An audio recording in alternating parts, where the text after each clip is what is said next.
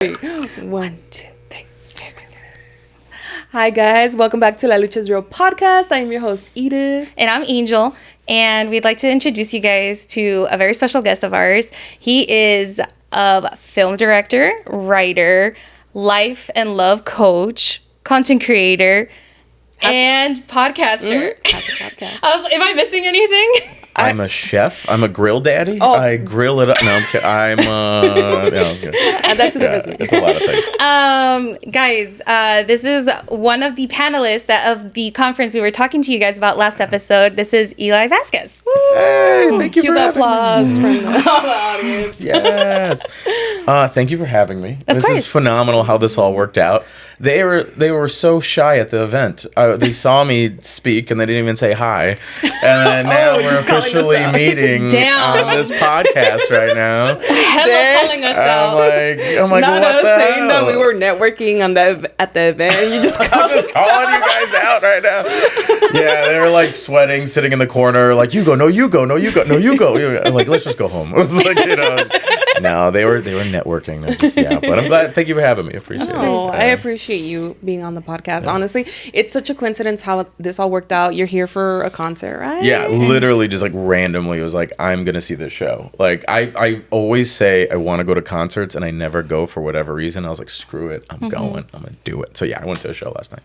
There we go. I love that. I love that you actually did the solo concert. It takes a lot from like one to actually do those kind of events, especially alone, because usually do it with friends all the time. So dude, I would be waiting forever if I was gonna get like friends to do anything. Like I travel a lot, so like I'll ask friends, but I'm not waiting for them. It's more so like, I'm gonna do this on this date, you could come with me or not. Yeah, and that's just the, because if you plan, like, always something, everyone's always like, yeah, let's go.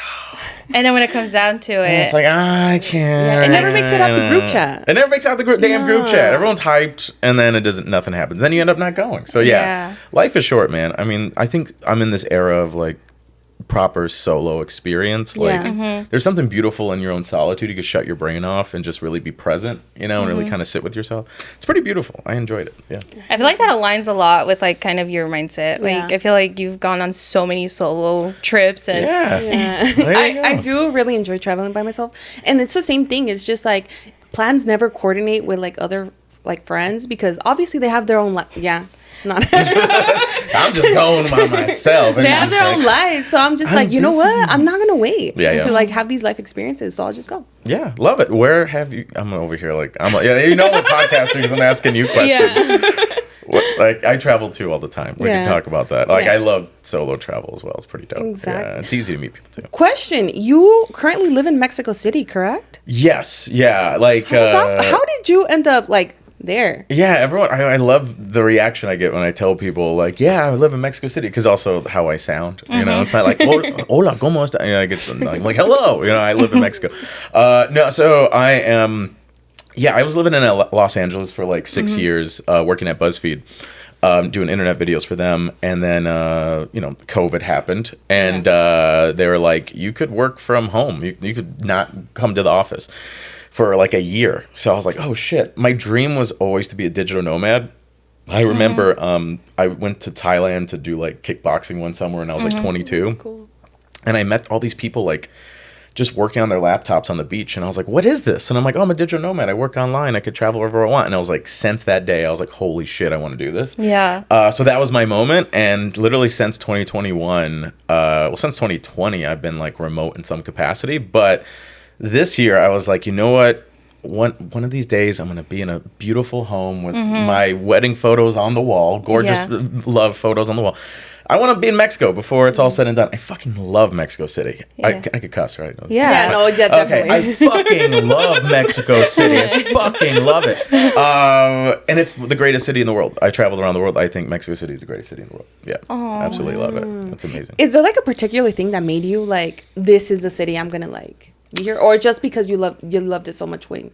Yeah, I traveled there for the last 5 years, and I just keep falling in love with it more and more. And plus, I grew up in my Puerto Rican grandma's house. I'm half Mexican, half Puerto Rican. So going to Mexico City was so dope, because it's just this massive city, but everyone is Mexican. and I just like, I remember like going to a rock show and it was all these like Mexican people that are just like all rocker type, and that was me as a teenager. And growing up in the hood, that was rare to listen to like rock music and watch anime and stuff and skateboard. I was getting my ass kicked. But to be in Mexico City and just to connect with that side was really beautiful. And just like to visit like, you know, the archaeological sites and everything else. It just feels like the mana, like the feels like my ancestors are there. I'm just connecting. It just feels good. Plus, it's Central Time Zone and it's a short flight to the States. So that's very true. So it's kind of convenient. Yeah. It makes it really easy. Do you have family there?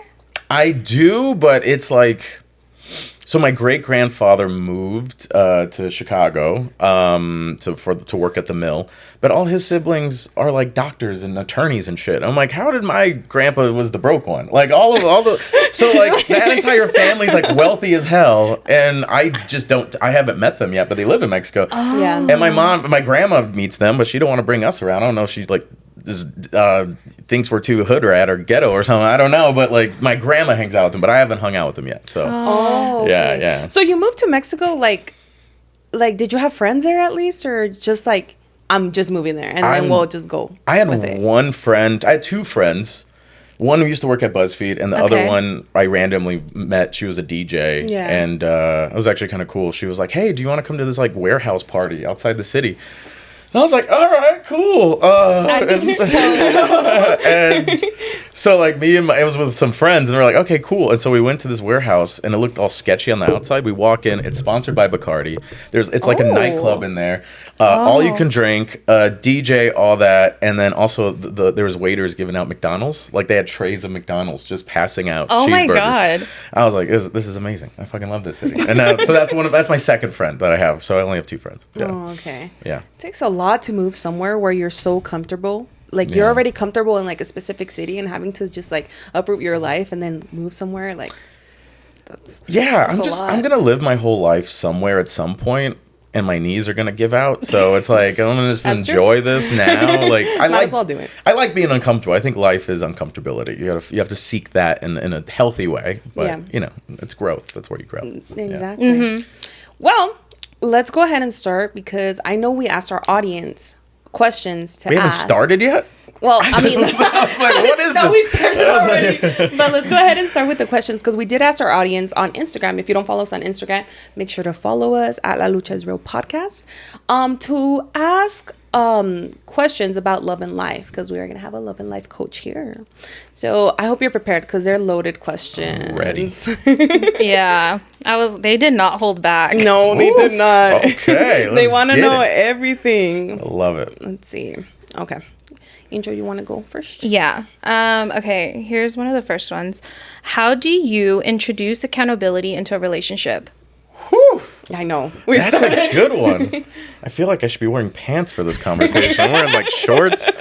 Oh, like had one too many last night. No, I'm kidding. Okay, so the question is, can you say it again? How do you introduce accountability into a relationship? How do you introduce accountability into the relationship? First off, fantastic. I would say, first off, if we're going to have those type of conversations, as soon as you possibly can, in terms of intentionality, open communication, all that. I always say, like, when you first start dating someone, that's when to like really build the foundation, like normalize what the culture of this relationship is going to be, because you got to see it like you're building a foundation of this relationship, and the concrete's wet.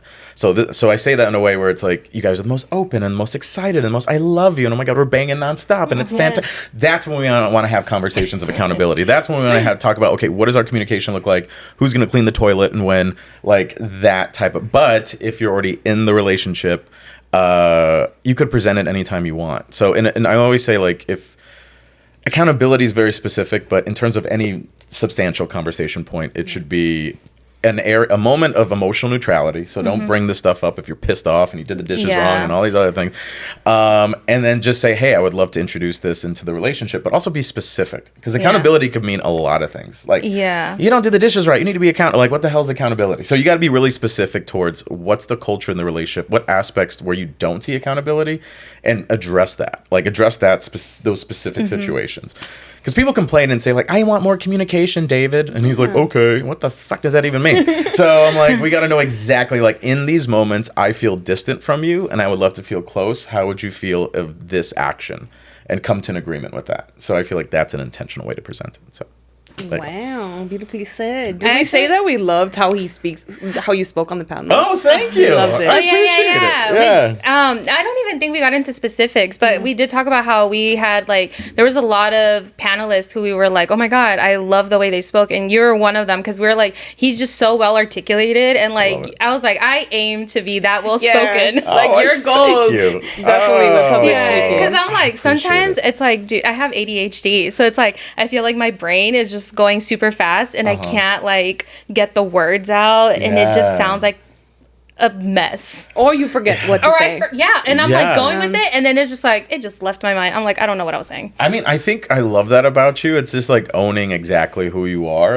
I was a pretty boring speaker because I thought I had to be a certain type in some capacity, but I just needed to be honestly who I am. So you saw me dive into my psyche as a coach, but also I'm kind of dumb too. My imperfect, I could make jokes and be stupid because I'm a human being, right? So it's owning the imperfections because that's how I could connect with you. It's I think I brought it up on the panels, and I talked to Trey Tucker about this. He's an amazing coach and counselor, but he's you can't connect with perfection, so don't try to be your imperfections. He's the one that I got the quote from. I wrote it down. I don't remember who said it, but yeah. So you connect with people through the imperfection. So if you have ADHD brain, own that, and it's gonna be a joke. People are gonna laugh at that because that's relatable. Or oh my God, yeah, I've been there too. So anyway, thank you though. Thank you for gassing me up. I appreciate it. I have a question though to follow up what you were saying, because you were saying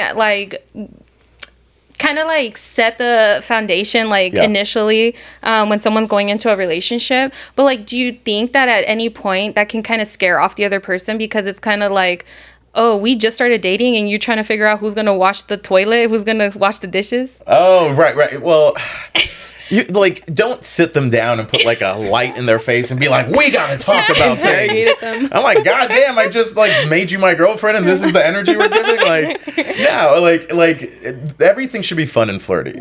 Even when you're bringing up intentions. I always tell clients and people well, I'm going on early stages of dating and I want kids and I want to settle down but how do I present this and not scare someone off, right? Yeah. Well, it's you put a fun and flirty filter over it. So if you say you're not going to say I want to get married. I want my last name dropped. I want my eggs cracked. I'm you're not going to say that, but you can. Yeah. You can say hey, so how long you been single? Oh, I've been single for this time. I think with my intention, I'm wifey status. I'm gonna say that right now. I'm looking for my king. I could bake bread and pies, and I'm trying to feed my mans.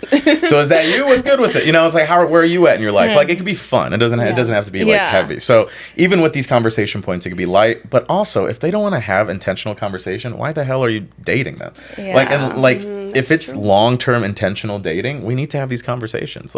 Because you will get pissed at me over something at some point, and eventually we're gonna have to have this conversation. Yeah. So you might as well do it before the resentment. Yeah. So that's what it's all about. Because it's not all rainbows and butterflies, that's for sure. It's not.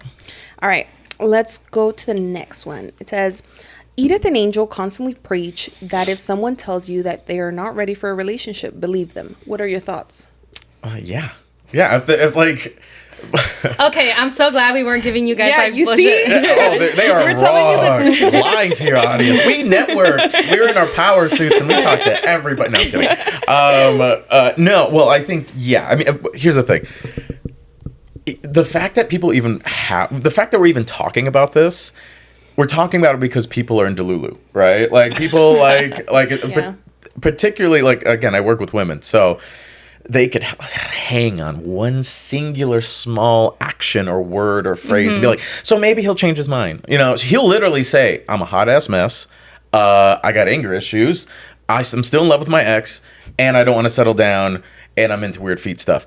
And you'll be like, well, maybe. Why would he be? He's so honest with me. So maybe, maybe I could change him. So I'm like, and I always, for frame of reference for people listening is you're not trying to change someone. You already, if you want to change someone, you inherently don't necessarily, what's presented to you isn't enough for what you don't like. I always say, rather than like finding someone and to change, you need to find someone that you inherently enjoy, but you want to see more of. You want them to grow, not change. Yeah. So it's like, I want to grow with this person. I want them to grow in these aspects. I already love what they are, but I want to see them grow even bigger than where they're currently at, versus just they need to change in all these ways. It might not be your person then. So. I know we say that also, like we said that before, like stop falling in love with a person's potential, because that's just an idea that you made up in your mind. That's not really them. Yeah. You know? Everyone, someone's potential. I feel like when you think of someone's potential, it's like what you would do if you were in their circumstance. Right. That's not necessarily what they would do. Exactly. And it's like everyone's showing you their capacity. Like their capacity within themselves, their capacity with you. And the issue is we take it so personally. So it's like, well, they're not choosing me because they don't care, because I'm not worthy and then I'm not loved, and maybe they'll choose another woman or whatever. But again, that's all coming from a space of like insecurity and like low self. So yeah, you're trying to, like I always tell people, you're trying to find a goddamn partner, not like to have someone like you. Like that's where we get lost in the sauce, is like you're finding a life partner. Life's not easy. Like you got to find the right partner, but people just want to be won over. Like, I want him to want me. I need his validation. And I'm like, is this partner love or is it parental love? And we could get really deep with that, but that's a whole other Okay, well, I'm so glad that we're just not feeding our amigos a bunch of bullshit. Yeah, see, we're telling the truth. I think, so we're not professionals, right? Like, we're not like couple therapists or whatever, but like we like to speak from our experience. And like, for example, me, I've been with my husband, we've been together since I was 16. Whoa. So we've been together for what? It'll be 13 years in February. A long ass time. So we've been together for almost 13 years. And I feel like I can speak from like dating when we were young, and then just like the dating phase, and like how it got to like now we're engaged, now we're gonna get married, because we did things a little bit more traditionally. Just the background on me, we did things a little bit more traditionally. Like I didn't move in with him until the night we were married. Wow. So it was, yes, that is traditional. we did things a little bit more traditionally. And so like we waited until we were together for almost 9 years before we actually got married. Like, we didn't get married right out of high school. We wanted to make sure that we paid off all our debt. Like, we wanted to make sure that like all the like right blocks were in place for us to be like, okay, like now we're ready to like commit to each other and like start with a clean slate. Right. And so like I give experience based off of like us like growing and evolving as like within our relationship. And I feel like you want to share your story. So basically, my experience, because I'm currently single, right? I was in a really long-term relationship. It was a toxic relationship, and that was years ago. And then I basically give my experience of how I've been dating and how it is in the dating world. So that's where I come from. I was gonna say, like, I didn't want to assume, but I'm like, she's probably single, because it's always like the one that's like, or you're in a relationship. It's always like I've known him since I was 10 years old, and then you have the friend that's like, this is Steve. Didn't work out for Steve. He has a side family, and back to the drawing board. That's really how it works. It's usually that dynamic of friendship. So I was like, I'm curious her situation. Like, are you really best friends if one of them isn't in a long-term relationship and the other one can't even get a text back? No, exactly. Yeah. And you're coming over. I'm like, oh no. I'm like, yeah. Get the ice cream out. I'm like, no, it's so funny because we constantly joke with each other that Edith is our third wheel. Like, she's our child. She's basically our child. We take her everywhere, and we Oh, that's sweet. Hey, I'm not complaining. I just see you in a stroller, just napping all hard, you know, that's literally how or sleeping in the back of the car, like, oh, she fell asleep. I'm like, take her to the house, just like knocked out.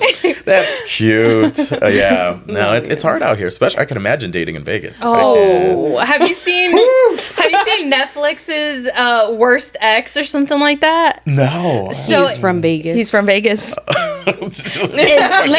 Nevada has been like rated like the worst state besides Alaska, right? Yeah, one of the most. There's not even people there, just animals. It's like People getting ghosted by a wolf. You know, and Vegas is somehow worse. It's rated the worst place, like the most dangerous place to online date. Really? Mm-hmm. Just like trafficking or something? Like what the hell? Is, like snatching people? Like what? Yeah, people scamming people. Oh, scammers and stuff like that. I know. I told Edith, I'm like, crazy. Your future boo is for sure not in this state. I know, I get told that every time. No, I'm like, I try. I'm not gonna say I like close myself out completely, but yeah, it's just not dating scene is very different. How many DJs have you dated? Actually, I mean, I like not fully like relationship situationships. Yeah. It was like 1 or 2. Got it. Makes sense. All One right. aspiring one that was already that was. Word. He's an aspiring DJ. Oh, Edith. Here we go again. I've done the work since then, so He's gonna make it, all right? It's gonna happen. He just played at IHOP. dreams. He's like, oh, what club is that? No, just the IHOP. He played at the IHOP. Okay.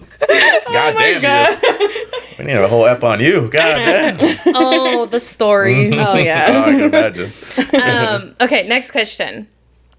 Okay, this one's kind of funny. Why do guys like toxic girls? Controlling, demanding, jealousy, etc. It's just probably the sex is probably awesome. That's probably what it is. It's honesty. It's like, why are you with the toxic dude? It's like, come on. Like, a lot of it's like, okay. I'm like, oh God, well, just be nicer. Oh well. But no, it's in terms of the toxicity of it all. I mean, there's Especially a lot of... like nowadays, I feel like it's become so normalized where people are like, oh, she's my toxica, or like, he's my toxico. Have you heard that? Yeah, I heard it. I just It's stay so away from cringe. those people. Yeah, it's cringy. It's so bad. One time, like a couple times actually. A few times. Guys come approach me where it's like, oh, I want you to be my toxica, and it's just a complete turn off. Like, God, like, yeah, what? because I don't vibe with that. Why do people have time to be stressed out? Like, I'm like, why? I'm gonna schedule being miserable and stressed out. Yeah. This is how you create generational trauma. You know, it's like, oh, I'm gonna have my toxica, and watch, you're gonna end up getting her like knocked up, and then your kid has to wake up every day with you guys being toxic with each other. It's just a hot mess. I'm like, I feel like people need a certain level of like maturity to grow up, because like, God damn, like, I want peace. I don't like Exactly. We were just telling our friends, we're like, be careful who you have kids with. Oh my God, yeah. That's a life partner. You should have some standards, right? Yeah. Like, and we get so wrapped up in the passion and I always say this, you're being selfish if you keep dating like these shitty dudes or whatever. Like, I tell clients all the time, like, you're so wrapped up in like your interpersonal like trauma and hurt that you're finding these guys that trigger your senses of abandonment or trigger your insecurities, and you have to deal with that, or else you're gonna end up with the dude and be grandparents with the dude that you should never have even been with, and you will be a mom before you're a wife to the man that you should have been with. And that's the hard reality that everyone gets caught up in, and because they got to deal with their shit. It's like really important to break that generational trauma. I know it started funny, but then I got deep with it because it's really important. They need to listen. They need to hear. Like, so you're being selfish. You're not doing the work. The work is bigger than just like, I want him to like me. How do I get him to like me? No, you have to inherently really break these generational chains within you. Yeah. If you want to be a mom or for your kids or offspring and all that. That's why this work is so goddamn important. So yeah, I'm a personal development coach first, dating coach second. Because you tell me, like, I could tell you why guys suck, but if you don't know why you enable them and you don't know where it comes from and all that, you're going to be with the shitty guy no matter what I say. Yeah. So you got to do the work here. At the end of the day. Yeah. And also, nobody should ever be saying, how can I get them to like me? You're not going to get anybody to do anything. Yeah. Yes, exactly. Just be your authentic self. And if they like you, they like you. And if they don't, they move on. Yeah. Exactly. Like, save yourself some time. Yeah. Yeah. And no aspiring DJs. Yeah. Let's not do that. Let's not do that. All right. The next question. I sometimes feel my man isn't confident. How can I help him achieve that? And by this, I mean, let's say we're out on a date, he doesn't lead us, he'll walk behind me, or I have to guide us. It's kind of annoying. Oh yeah, that's not hot at all. Well, yeah, there's definitely, I think there's definitely a certain level of insecurity within himself, but also I'm curious, this sounds like this is probably deeper. I doubt he was this way only with her. He probably was this way in other past relationships too. And it's probably, I don't know, you could look at his relationship with his mother, but he has to be self-aware at the end of the day. Like, you could obviously, like, say, oh my God, you look so hot today, or oh my God, I really appreciate, like, how hard you're working for us, or, like, gas him up in that way. But he has to be self-aware of the fact that he wants to change or shift or do that. Mm-hmm. But also, like, this is what I mean, like, being specific. Like, because there's one thing that's confidence, because I'm pretty sure he wants that too. He wants the lead. A man wants to be a man. So there's certain probably levels of insecurity of himself. So he needs to address that and have an open, candid conversation with himself and do some inner work. But also, she should put her foot down very specifically in terms of, like, I'm not going to hold the door open anymore. I'm not going to drive anymore. I'm just not. And he has to raise that vibration. Mm-hmm. And at a certain point, you got to put your foot down and be like, this is not correlating to a relationship that I wouldn't necessarily want. I love you, but I would really appreciate in these moments that you do this, because I think I don't want to do it anymore. It's starting to turn me off a little bit, you know? So I think you could say that in a loving way, but I think he has to be self-aware that he wants to be better too. If he's just like, then that's really hard to deal with. It's difficult. Yeah. Just run. Or just run. Leave them. End it with them. Okay. Next question. I have a partner who is younger than me. We've been dating for almost a year, but he hasn't introduced me to his family. Is that bad? Not necessarily. Because, I mean, I feel like people have different degrees of meeting family. Some people are like, oh, this is my family, meet them right away. Other people take a while. Uh-huh. So everyone's, like, open with it. But, yeah, this should be a conversation point at some point. But also I feel like if he hasn't, and it's been long-term, there's still something about the relationship that he's not full on with yet. Because for a lot of people, like, that was the issue with me. Like, it would take years for you to meet my family. Like... years. Yeah, it would be years. And years? And that's a long time. No, Mike talks like, I feel like my younger self would have been like, he's hiding something. Yeah. He had another girl. He married the whole family. Yeah, exactly. And I don't blame you for feeling that way. Like, and I changed my mindset as of in the last few years, just because I did it out of a space of, like, vulnerability. Like, it's like, that's my family. Mm-hmm. That's a really big deal, and I feel like I'm being vulnerable by letting you in. Because I have a dismissive avoidant attachment, so, like, I, like, shut down and I struggle with vulnerability. So that represented vulnerability. So I always held off. But now, being more in my secure attachment, I'm able to be like, you know what? It's really important that this woman meets my family, especially as I'm dating intentionally. Yeah. So if I'm just dating to date, now I'm not going to bring you to my family. But now I'm at the stage of my life, and this is important to lean in that vulnerability. Mm-hmm. So that's probably a few reasons why. Either way, it's not good. But it should be an open conversation of why and what do...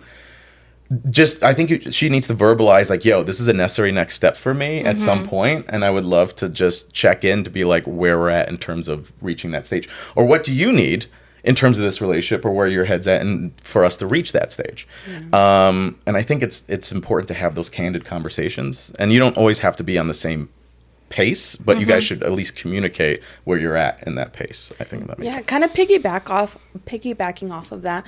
This is another question. Do you think that there's a specific, I mean, not exact time frame, but, like, let's say this is kind of where you should introduce family to a relationship? Yeah. I don't like doing, like, blanket. Like, everyone's always like, how long should I wait for him to say his boyfriend, girlfriend? Like, everyone's going through some shit. Everyone's healing. Everyone's, someone has been divorced, just got divorced. Other people had a situationship. Like, everyone has various different degrees. Yeah. But again, I think it's really just coming to agreement. Like, you guys just have to come to an agreement where if it's been over a year and I'm like, yo, you've met my family, I haven't met yours, I'm starting to feel this anxiety and I'm afraid of what if there is a future next steps, and you have that candid conversation. So, like, let your body tell you, let your responses tell you, like, don't play detective in your head. And if something is coming up for you, then have that candid conversation. That's why you're in a relationship. Like, you're supposed to address these things to see how they could support you in that. That's how you know if they're a good partner or not. Because he could be like, oh, shut up, don't worry about it. I'm like, okay, maybe this isn't my person. Versus, you know what, babe, that makes a lot of sense. Maybe the next we'll do it in the fall, like, or whatever. Like, you're right. That's fair. You know, then I'm like, okay, great. I could build with this guy. Yeah. So something to consider with that. How long did it take? I mean, you guys were in high school, so Yeah. it was like immediately. He met my mom on our first date because again we did things traditionally. I love that. He like walked to the door, shook her hand, and was like, "I'm gonna take her out to ice cream, and we're going to church." Oh, church! Oh my god! That's why they're here. We went 50 years later. Wow. We went to church on our Ice first cream in church. I love it. You can't even talk in church though. Like you're just sitting there. I know. Like, I guess you can't do much as teenagers, Oh, but like you know, we're like all shy and stuff. Just And it was, but like, Oh, was it Catholic church? yeah. Did you guys have to hold hands? Or like, oh, well, peace like, be with you or whatever? yeah, like, yeah. That was probably hot. Like, the sexual tension of the peace be with you, yeah. Oh, man. Not It's the sexual tension the in sexual church. tension in church. Yeah. I had to go because I was doing my confirmation class, Oh, and I okay. had to like turn in the little slip that I went to that I went to mass, Yeah. and because he had asked me out for ice cream, and I'm like, oh well. He had graduated the year before me, so he also did okay. confirmation class, but he graduated that year before me, so he knew what I was talking about. Got it. And I was like, oh, I have to go to church, and then because he asked me out for ice cream, and then he was like, oh, no worries, like I'll go with you, and like, yeah, And so you're just like, Exactly. just sitting there, just like, God damn. What were you doing in high school? You should be finding your husband. What are you up to? No, she was actually with the toxic novio. Yeah, the long-term relationship. Okay. Yeah, I met that person in high school. Wow. And we dated up until I was like, what, 21, 22? Whoa, that was a because you guys were long together, one. what, like 6-7 years? Yeah. Wow. So Okay. that's why This that's high school. So I wasn't in a relationship, but it's very different from the church and the ice cream. Yeah. So Yeah. there you go. If he's not taking you to church on your first date, you're wasting your time. Yeah, exactly. Toxic. Yeah, that just reminded me. Yeah. Do you guys remember that Vine of the guy that was like, "Oh, I want a girl that goes to church and reads her Bible"? What? No. Oh, I gotta show it to you. Oh my god. No, but I met his parents like.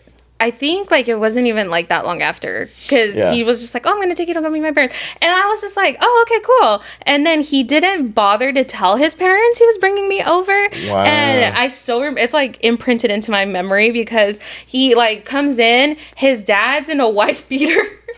Like he has like really Mexican parents, okay, like really Mexican parents, and he's just like sitting on the couch with the beer in his hand, like in a wife beater, watching TV, and then his mom's like in her pajamas, like with holes in it, and like on the phone. Oh my god. And then they're just like they all just drop what they're doing and like, who the fuck is this? Wow. They're he's probably like- pissed at him too They for were, doing no, that. he told me. He told me. He was like, they were livid because he's like, at least give us a heads up, like so we look Seriously. decent. Like And Latina moms, I'm like, my house is a mess. We have a guest here. Are you Yes. kidding me? What the fuck? exactly. Yeah, I feel like yeah. some guys don't think that, No, yeah, they're especially not- as a they're not teenager. thinking. Like they're not thinking Yeah. about that. Yeah. So exactly. Yeah. yeah. Guys are gonna think I've that, met yeah. a lot of parents in my like dating experience. I've feel like a lot of like the men that I've dated, Yeah. they're like, I need to introduce you to my family. And Dang. Didn't Yeah, someone like alright. force? somebody kind of forced me into introduce like. Because you straight up This is told my him. mother. Like, he's like, what? You straight up told him you were like, oh, No, I like don't feel I don't comfortable. feel comfortable, and then Yeah. he just was like, Oh, it doesn't matter. yeah, Jesus. like Yes. oh, my mom wants to meet you, like type shit, like come inside. And That's brought her all the what? way out, and I was in my car. And then, what do you do in that situation? You know, I'm not disrespectful. My parents Yeah, raised just drive like, off. You know, I cut Like, up. damn.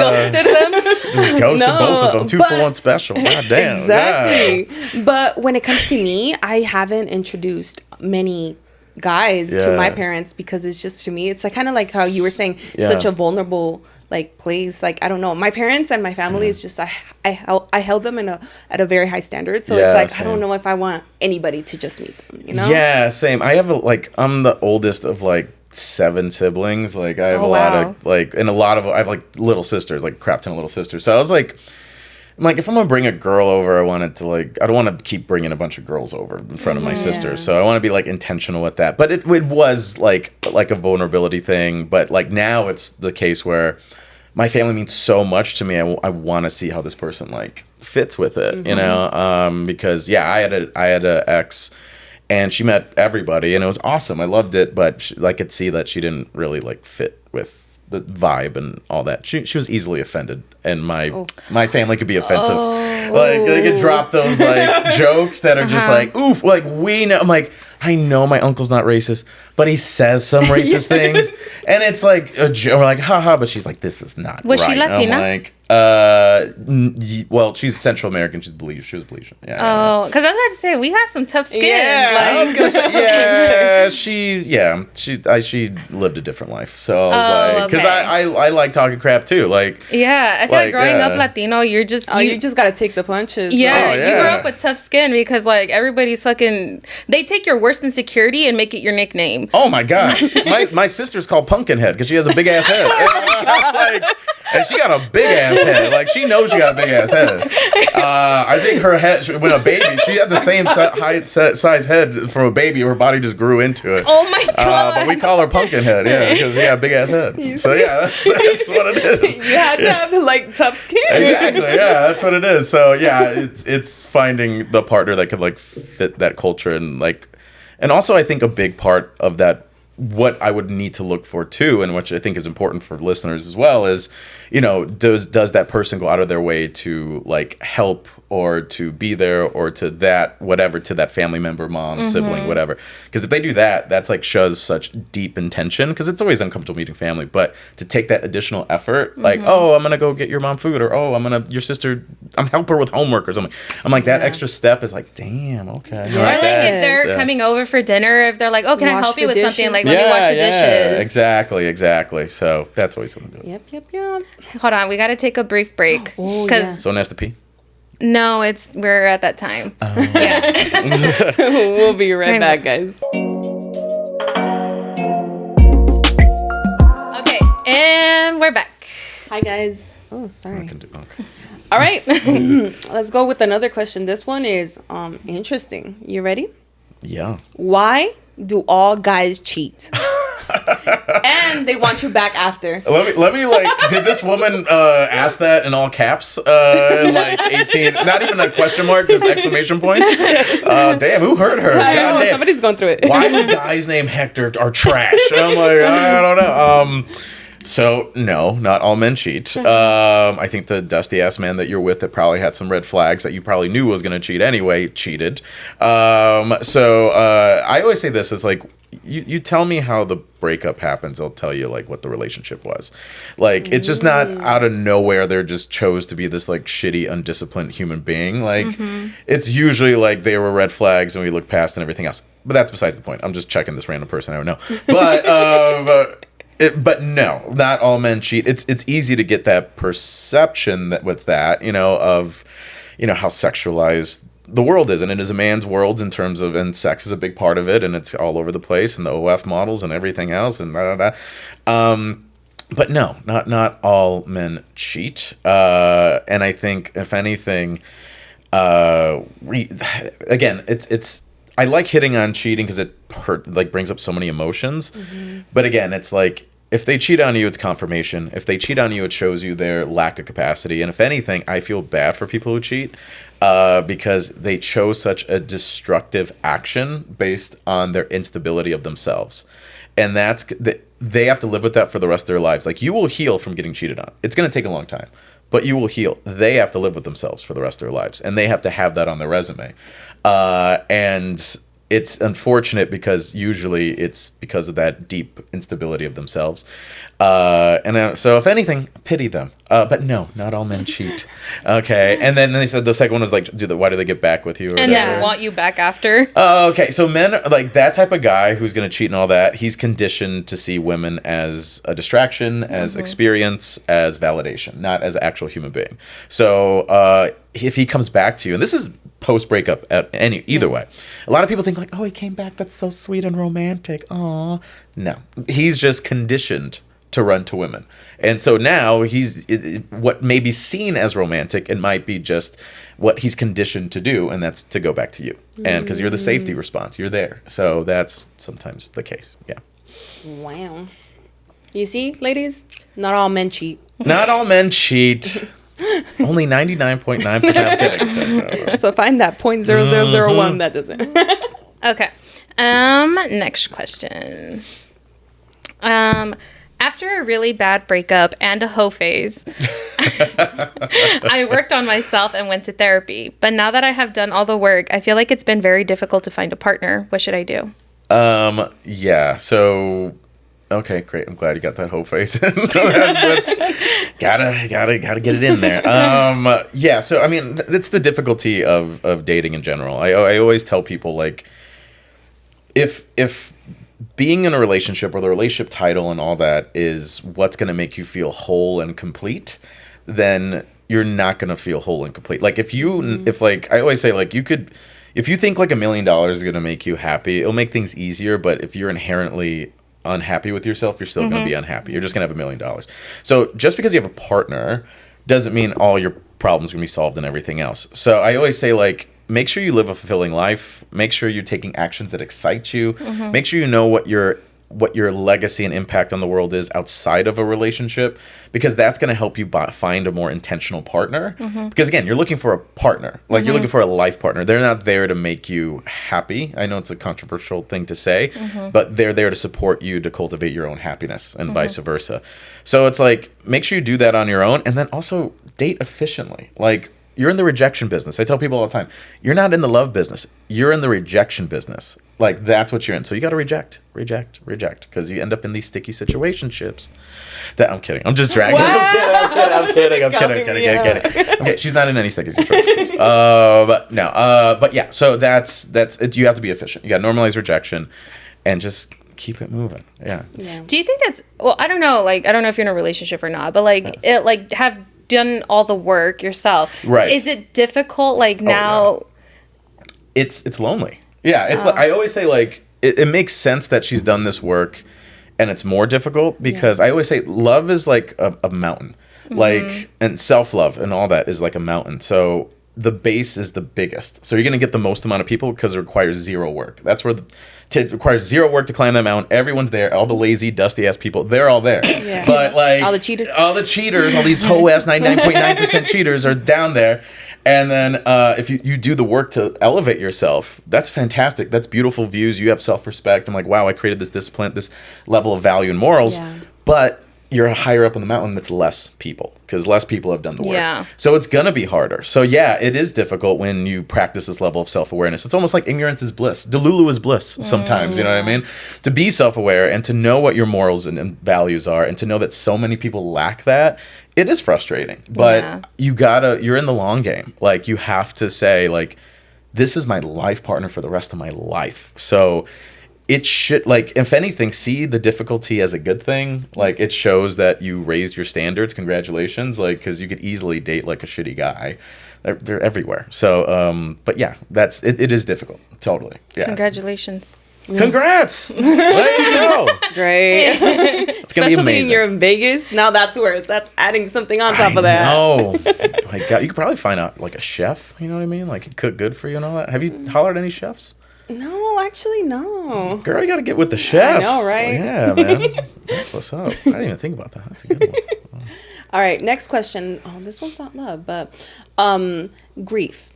I felt like I've had to be strong that I haven't grieved my dad, but it's 2 years. Or is this the grieving?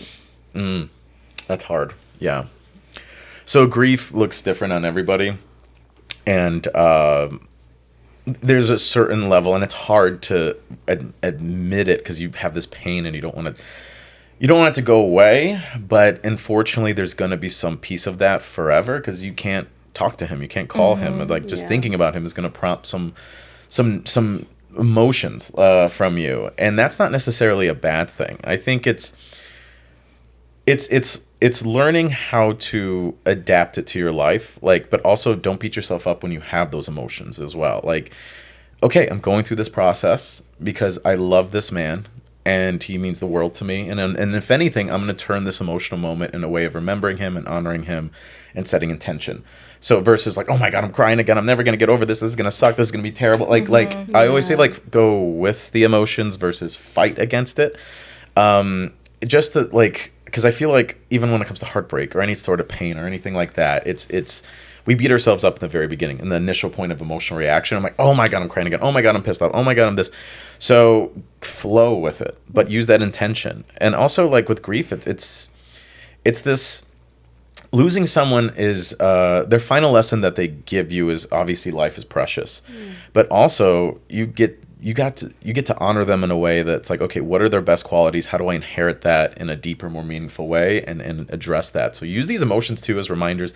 Use these emotions as intention, and I would say have a relationship with those grieving moments. They could serve you, they could be for you, but it's making that choice of meaning. So it's something to think about with that. But it sucks to lose someone very special. It does.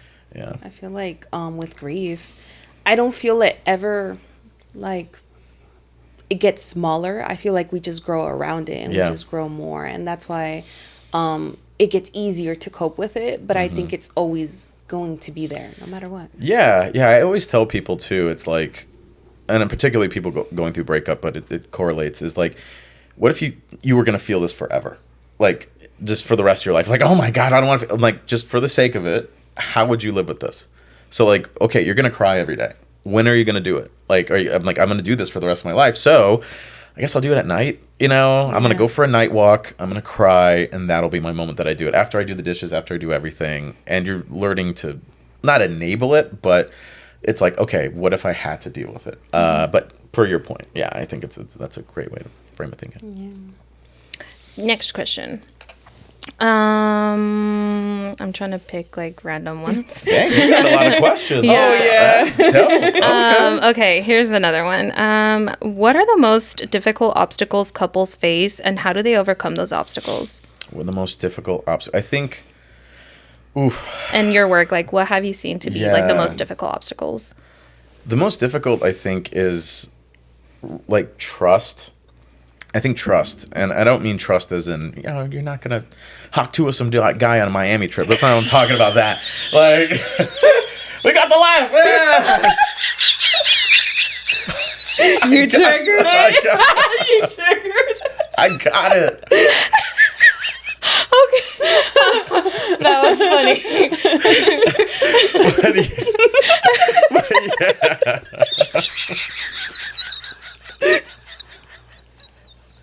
Oh my God, I can't. Stop.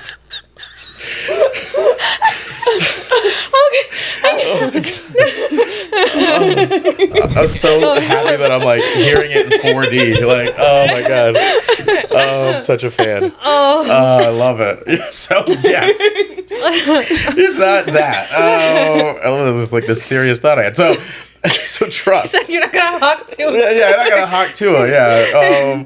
So it's not, I mean, trust as in moments of emotional dysregulation, I could sit with you and lean on you and stick my hand out. Like, I think that's a big thing, because it's one thing to be like, oh, we could drink, we could party, we could have fun, we could laugh, we could hook up. Those are all like moments of joy. Like, how do we trust each other in moments of dysregulation and conflict? So that's really it. Like, and I see so many people that are dating or in relationships are like, this guy's fantastic, he's amazing. And it's the first argument. And it's like, whoa. And if you guys don't have those real conversations in terms of like getting to know each other as a person, and it's only been surface level fun, then your nervous system doesn't know if I could trust this person.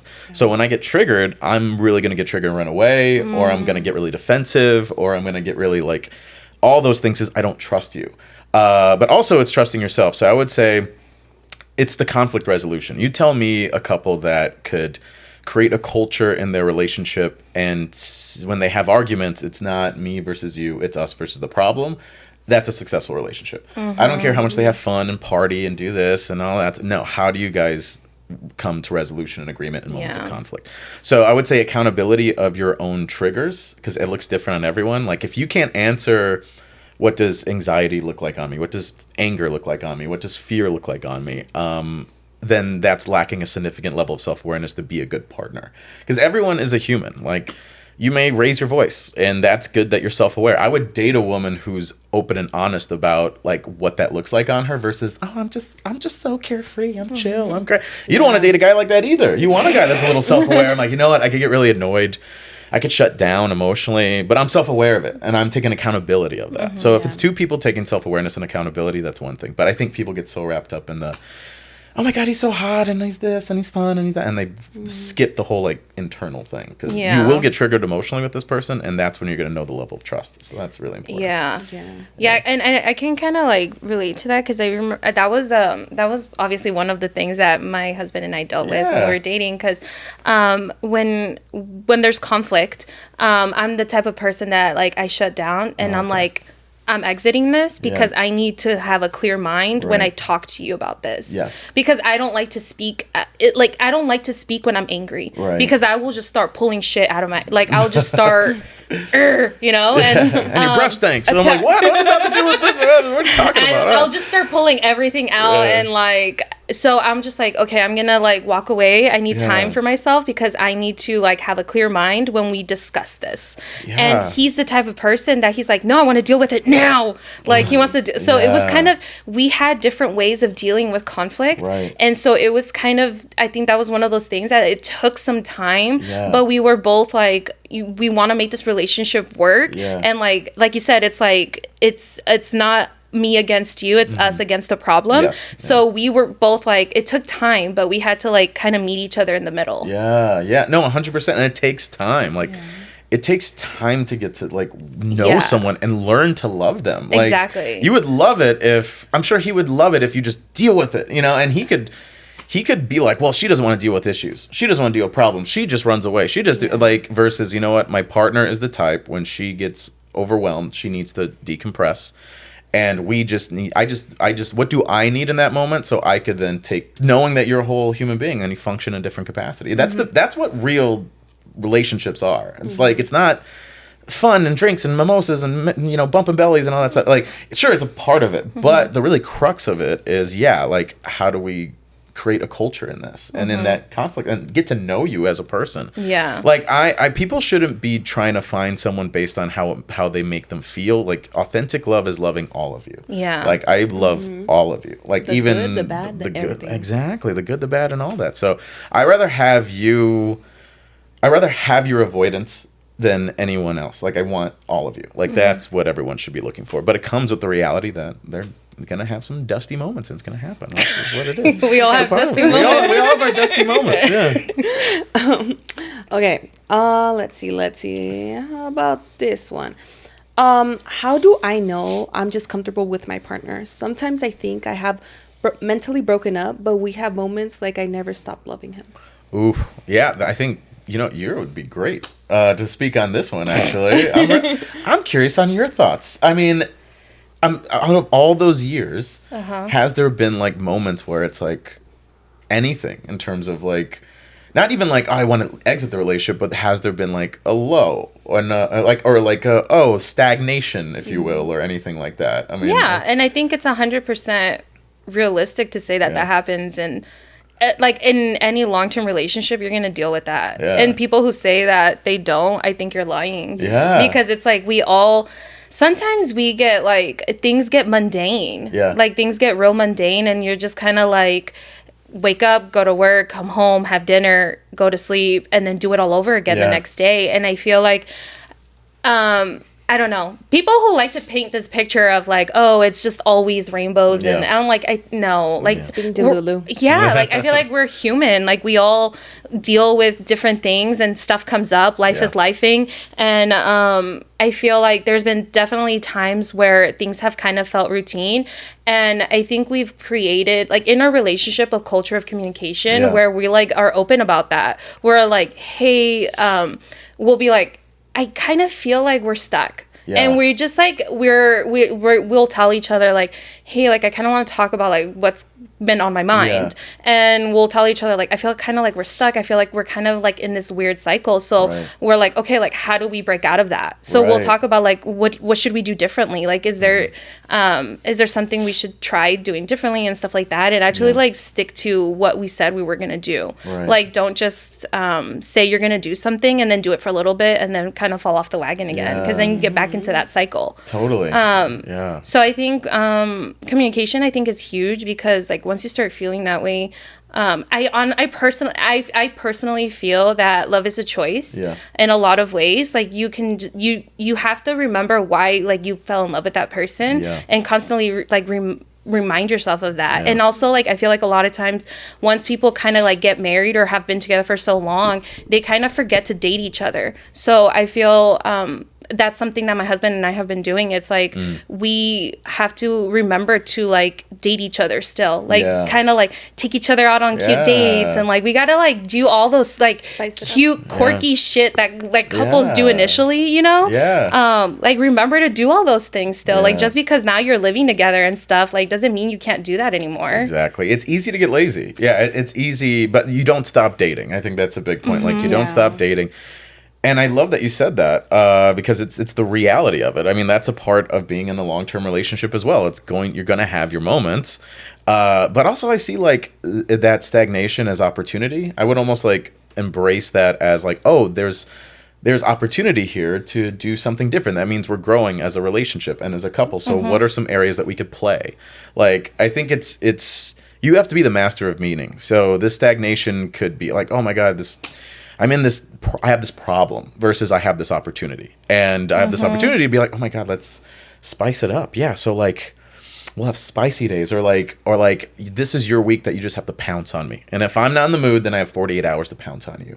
So it's just like whatever it is. Like, cause it's, you could create spiciness and fun and excitement. And that's the beauty of having a safe space like in a relationship to do that in a way that you could you trust this person. Yeah. And so like I think being together for so long, it's just like also like I feel like always be open to receiving in a sense of like I feel like don't be offended when your partner tells you like, hey, I feel like we're stuck. Like don't get easily offended because I feel like you have to create like a safe place where they can openly talk about their feelings and don't just like instantly get fired up like, what, am I boring you now? Exactly. Like you gotta you know what I'm saying? It's like be open to receiving. I mean that real conversations is I my first therapist I had, she was amazing. I did a BuzzFeed Better Like video of Latino men do therapy for the first time and I did it on camera. And it was that was really interesting. It was interesting. I was the hardest person to get to, like because I'm the one that made the video,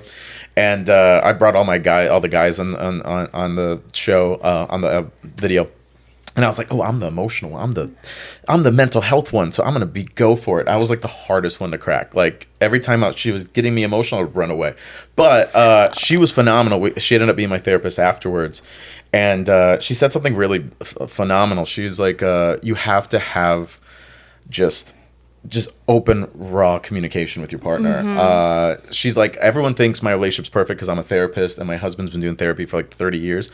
But we have our moments. Like I will verbalize and say, I'm finding this other person attractive and I'm feeling myself pull away from you. And I don't want that. And I wonder if we could like work together to work on that. And I was like, dude, if I told any ex-girlfriends, they would fucking throw a shoe at me. Are you serious? I'd get my ass kicked by an ex. But that's I appreciate that, and it requires that like, wow, this person trusts me, I need to trust her, and also regulate those emotions within myself to be like, this is a safe space to communicate, and we need to work on that, because so many people don't have those combos, and they let all that fester, and then you end up cheating on your partner or do something even like you're destroying something when it could have been a conversation. So 100%, because I feel like that's kind of where my husband and I are now, where it's like I feel like we have to be in a place where it's like don't be looking to be offended when I tell you something. It's just like, and that's why I feel so comfortable with Edith too, because I've had so many friendships where I feel like I had to like hold back when I say something. Like I can't just say like raw truth because then like you're like, fuck, they're gonna get offended or whatever. And so I'm like that with him. I'm like, we're like that with each other. It's just like, I'm gonna tell you something, but like don't get offended. Like I'm just telling you like how it's just coming out of my head, like out of my mind. Right. And also like, and I'm not saying like be disrespectful to your partner, but also the partner could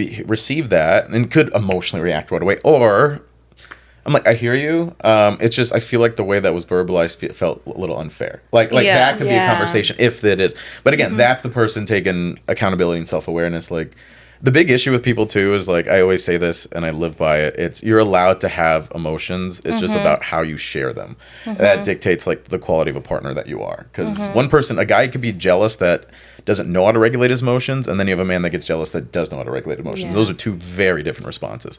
So that's what it's all about.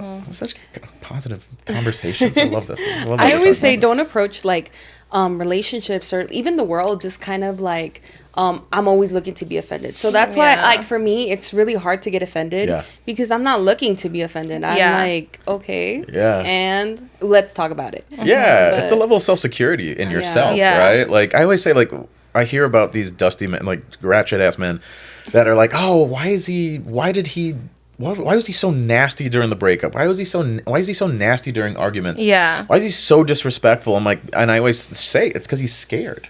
Like, you tell, like, he feels he has to dish out all this anger, all this defensiveness, all this toxicity because he's scared. Like, he's feeling attacked and he's feeling like, and you tell me, like, a confident man that's secure with himself doesn't have to raise his voice. No. He doesn't have to share those things. He's like, yo, I don't feel good with that.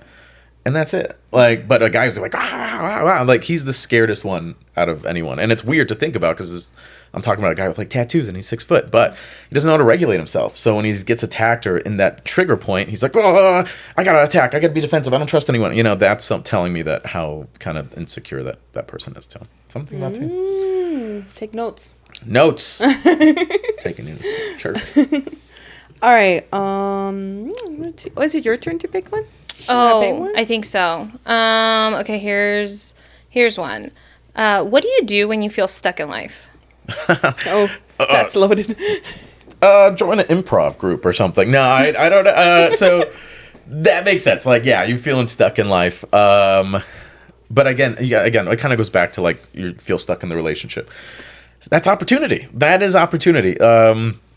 If you got it, like I always say, like, again, we're not trying to create happiness. Like the pursuit of happiness is totally wrong. Like no one's happy forever. It's a feeling. It comes and goes, just like anger, just like sadness, just like all that.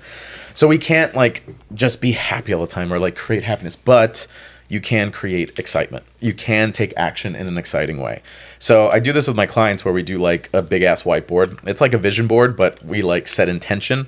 And I always say I got 3 rules with this board, and it's mapping out the next 12 months of your life. It has to make you uncomfortable. You have to push yourself, like make it super uncomfortable. Just fucking go for it. It has to make you say hell yeah. And people say bucket list. I say fuck it list. Just go for it. Just write down what gets you going. Put it on the goddamn board, and then we're gonna say, when are we gonna get this done? In 30 days, 3 months, 6 months, or 12. And if it doesn't excite you enough, maybe you put in 12 months. Yeah. I'm like, no, fuck that. We're doing it in 30 days. So like create that excitement in your life and then build this intention for yourself because you're the main character of your story. Like you're the main character of that dope ass Netflix series. The actions that you take defines the quality of that show. So what are you doing to make it exciting? So that would be my 2 cents of someone who feels stuck. Yeah. Well, snaps to that. I gotta create a fuck it list. I know that's now. You gotta create a fuck it list. I looked at your list. I know you guys saw each. I saw the nail. I need that. Oh gosh. Okay. This one. Okay. How can I make my long distance relationship better or stronger?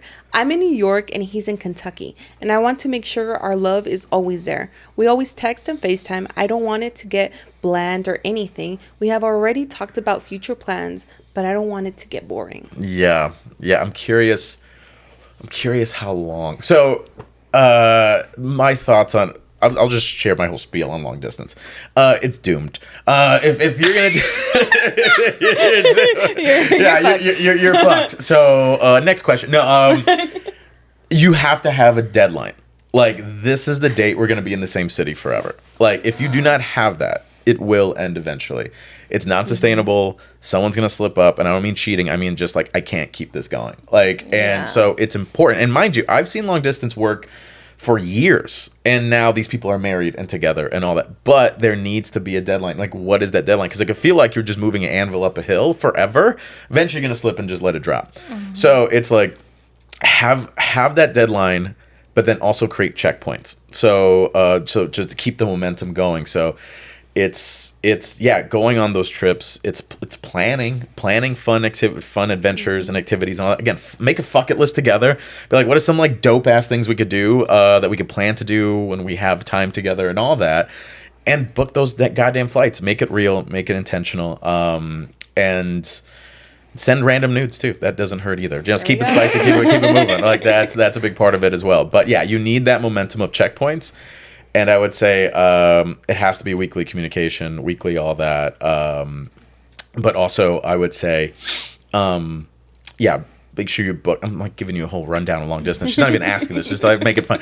But at the end of the day, yeah, you have to have those deadlines, keep the momentum going, and then make that fuck it list together. I'm like a big proponent of like, I have a partner, let's get a big ass whiteboard, let's get a vision board going, let's get something, let's create something together. So projects, like we're working on projects, like fun stuff. So I would do that, make it fun, more fun stuff. Okay. But you're doomed if you don't have a deadline. Just to show she knows.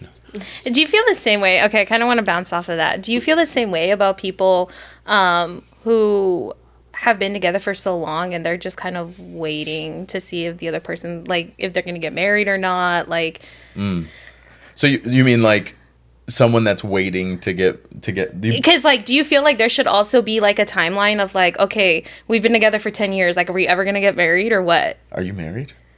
Is this I was like, is this about you? No, I'm kidding. It's like, so what if you met a guy when I was my friend met a guy in high school and they've been together. No, so your question is like what to do when, because you're saying there should be like a, what was it? Did you say expiration date or like? There should be like a deadline when we're gonna be together first. Yeah. Do you think there should be a deadline for when people are gonna like get married? Oof. Yeah, that's really up to the individual, right? Like, you know, if someone's like, and it's important to bring this up early, like, I want to get married. That is something I want. That's a non-negotiable for me. Mm-hmm. So if we're doing this, I am going to expect this at some point. And the person has to come to an agreement with that. I'm like, yes. But I think it's important to like have a conversation. It's not as romantic, but it's good to have a conversation of, okay, we're going to get married eventually, right? Yes. Mm-hmm. Okay, what does that look like ballpark in the next couple years or whatever? Like, let's figure that out. I'm ready now. Where are you at with it? Well, I'm not ready yet. Okay, tell me why. Oh, well, finances, money, all that. Okay, great. So how about X savings? Like, let's get on the same page here. We could have an open conversation. Like, we literally know what each other look like naked. We could have a conversation about marriage and when is this going to happen and what does it look like between us two. So it should be open convo, because if they can't answer that in those conversations, then you have to really ask yourself the question of like, is there a future with this person? Yeah. Because they could at least give you some guidance of like, I would say, okay, let's circle back on this in like 6 months. I really want to get my finances up. And let's chat then. So at least there's some sort of, okay, we have a path forward. It's not just open-ended or whatever. Yeah. So yeah, that's kind of, I would give that. You know, and this is for our amiga who had that chisme last episode. Yeah. Oh, wait, is somebody else? Yeah. Somebody asked that, and I kind of gave a similar answer because I was just going based off my experience. Yeah. Because we did wait like 9 years almost to get married. But it was like at the end of the day, there was a deadline. Like we had checkpoints. Because we had like reassured each other, like the goal is still to get married, but we wanted to pay off debt. We wanted to be able to afford our wedding together. So it's just kind of like we were both on the same page and we had a game plan. Yeah. I mean, you have to have those conversations. Like you said, like it's not sexy, but it almost is romantic because you guys are creating a plan together. Yes. Like you're gonna spend your life with this person, so it can't scare you to create those plans. Oh my God, those it's goals. so hot. Like Excel sheets are so fucking sexy. Oh my God. You tell me a woman that whips out an Excel sheet like, hey baby, let's crunch some numbers, let's game plan together. I'm like, damn, she's intentional. Fuck yeah, dude, we are in it. Can you talk to my husband? Because I am obsessed. Asking that too. I love Excel sheets. Really? I use Excel for everything. Oh my God, that's funny. Yeah. But that's something that's beautiful, is like, yeah, we're planning together. We're creating a life together. We're talking about like big stuff. We're not just like banging and hanging out. Like, this is beautiful. Like I get that you want passion. Like, that's very important too. But like you could plan passion. I know it's not hot, but like you could say, yeah, let's have these fun moments. But like, okay, next month is your month to plan this really cool date, and just, you know, it could be a surprise too. Like, and you could create that dynamic together. You could create passion, excitement, randomness together. So yeah, all the Excel sheets, fucking hot. Love it. Love the Excel sheets. Okay. Were you next or me? I think you. Okay. How do you ease the pressure of feeling like you're the one that has to provide for others and be there for others? Oof. I mean, I could relate to that because I'm the oldest of all these goddamn kids. Tell me about it. And I feel like they're my kids. Like That's how she is too. Yeah. I'm the oldest, but not that many siblings. You know, I have 3 younger siblings, and they're all girls. And they're all all in wow. different stages of their life. Like you have, what is it, 23-year-old Yeah, sister. so she's finishing up college. The other one is finishing up high school, and then I have this one that she's in second grade. Well, second grade, yeah. Wow. Oh my goodness. Yeah. Wow. Very So very different. Everyone's stressed about life. something, you know, Yeah. from like juice boxes to exes to school to everything. Yeah. Wow. Yeah. So I think that's very self-imposed in a way. Like I got asked the question of like, Eli, do you want kids? And I'm like, I literally thought, well, I have 2 that are my 2 youngest are about to head to college, so maybe after that. And I'm like, that's literally was my thought, and those are my little sisters. Yeah. So like, I was like the 3rd parent growing up. So you got parentified. I got parentified. So I see. I got lost in the sauce of you're being the oldest and all that. Okay, having all that responsibility. So I think it's very much self-imposed in a way, and then you could feel like you have to take care of everybody and all that because you love them, and there's always a reason for that. But you got to set some goddamn boundaries. Like it's so important in terms of like enjoy life. Life doesn't have to be a struggle. They could really stress you out feeling like you have to take care of everyone. Yeah. I would beat myself up so much because I have a brother and sister with my dad and his baby mamas. Puerto Rican typical, 3 baby mamas, 3 different kids, 3 all that. But it's really hard to see them. It's really hard. It was and being the oldest, I like tried my best to try to be in their lives, and it was really difficult. And I would beat myself up so much that we didn't have as close as a relationship, and I'd be really hard on myself. And then I was like, you know what? I really got to leave myself alone. I can only have so much capacity to give. And also, like, you know, in terms of like, there's a lot of forgiveness too. So again, I think a lot of it is self-imposed. You got to set boundaries. I always say everyone thinks boundaries is like for everyone else. Boundaries is for you. Like you have to enforce the different action in the moment. So again, I think if you really love them too, you have to see them fail. You have to see them live life. You have to see them figure it out. I know it's difficult. I know it's hard. It's so hard, but it's so necessary. Like my sister's in college now, and I'm just like, I got her a taser. I got her like personal like defense classes, like whatever, and all that. And she has like a knife. She's ready to fucking go. Like she's ready to whoop some ass.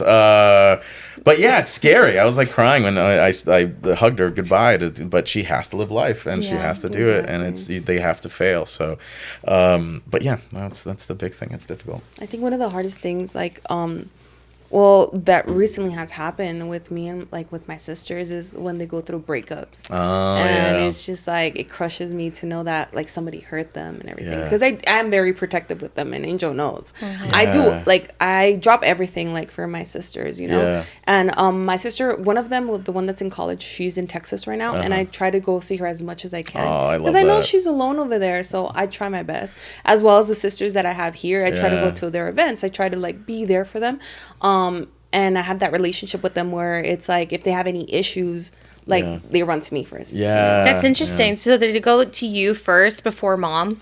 Yeah, most of the time. Interesting. Was it the same with your siblings? They would go to you first before like parents? Not necessarily. There's certain things they would come to me. Like my sister, fuck it. My sister, she called me. Is this Pumpkinhead? Yeah, I was gonna say, is that Pumpkinhead? No, not Pumpkinhead. Pumpkinhead is her head's in a wheelbarrow, just going to work. But no. Sorry, no, not Pumpkinhead. She called me and I told her, I'm like, she's the one that went off to college. I was like, I'm not your mom or dad. Like, and if something goes down and you feel uncomfortable, share with them. Just let me know. I'm like really close with them, and we still do stuff together. I'm really close with my siblings, like very similar to you. But she texted me. She's like, okay, you ain't gonna snitch, right? I'm like, yeah, I'm not gonna snitch. What's up? Are you okay? Yeah. I went to a party, and I'm like, what? You went to a party? Yeah. So, or my other sister, she like came out. She's bisexual, but she came out to me first. And it was in the morning. I was making eggs, and she's like, Eli, what? I'm like, I'm gay, and I hope you still love me. And I'm like, just sure, whatever. Let me eat first. Let me have some coffee, and then we can talk about this. But like, we talked about it before she like talk to my parents. Yeah. So it's sweet. You appreciate that. And it means a lot because I know what it's like to struggle with mental health and struggle with being lonely and struggle with pain. And you do not want your siblings to feel that, you know, not an ounce of it. So I try to be there as best I can. But in terms of the boundaries, it's important because you want to give, it's like the whole self-care thing. You have to set boundaries so you could rest. Like if you're burnt out, you're not going to be fully present. You're going to be aggravated. You're not going to be. So I always say like this boundary setting, this self-care, this setting these limitations are good because it keeps you at your peak state for the people that you love the most. So like, yeah, like if I didn't get proper rest and I was go for everybody, I'm depleted. I'm not 100%. So it's important for me to do this, take this time for me so I can be the best brother I can be. Yeah, I was just about to say, it's almost a disservice to the people that you love too, because it's like you're not the best version of yourself. Exactly.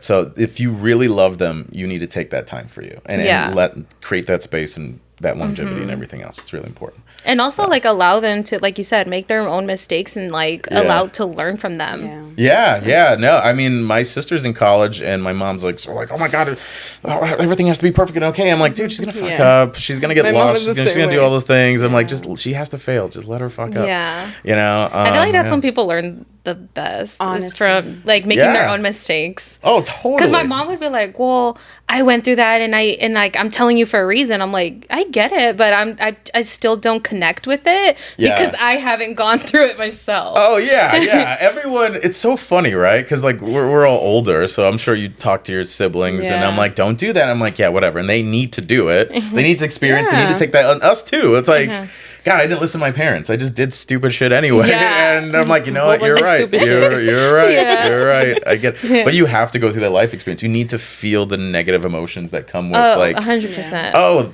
don't touch fire. It hurts your finger. No, I was just about to say it's kind of like the hot stove like a thing where people are like, don't touch that, it's hot. And then I'm like, oh, you're right. Oh, yeah, exactly. So it's really important to experience that life. Yeah. All right. Next one. How can I gain greater self-confidence? Gain greater self-confidence. That's a very open-ended question. How do I be? Or maybe more just give like confident? advice on like what's helped you with your confidence. Yeah. I always say that like I'll share this, and this is what I do with clients is you have to first and foremost own your story. I think if you're lacking a sense of confidence, your own identity doesn't feel good enough. Like so. So what I do with clients is we do something called a life resume.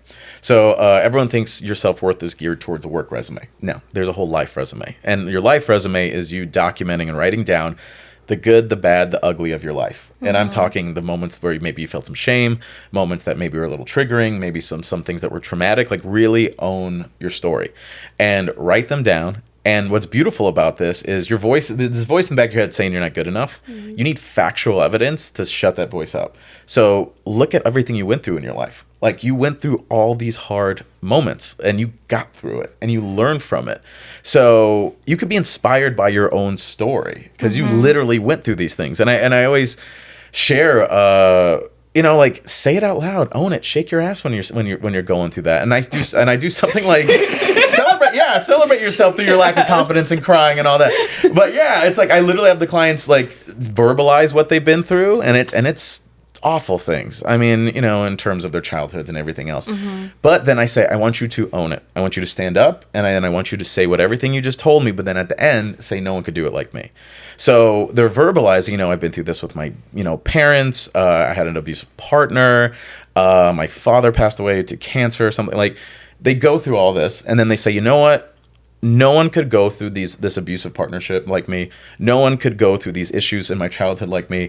No one could get through that hard moment of losing my father like me. Like, no one the fuck could do it like me. You own that. And what's beautiful is that this is when you were like younger, and you didn't have the same life experience that you have now. I always say, like, you did all this shit when you were like an iPhone 2, like a dusty ass iPhone 2. Now you're a sexy ass iPhone 15. Who the fuck says you can't keep it moving?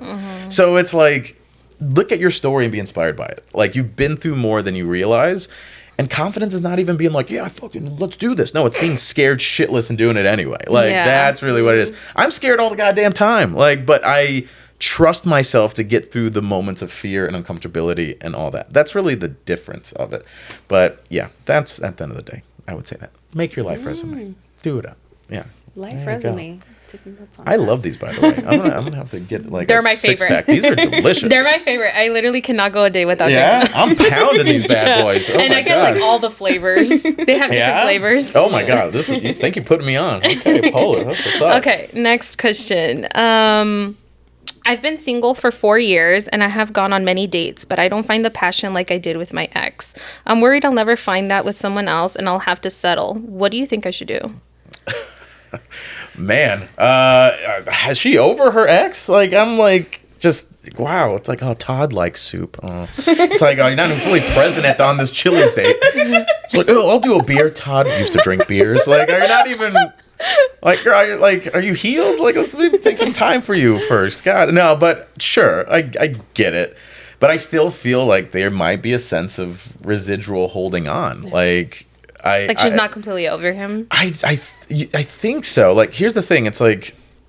Because, like, do you think she's comparing every guy she goes on a date with to this guy? It sounds like it. Yeah. It sounds like she's constantly in this echo. Yeah.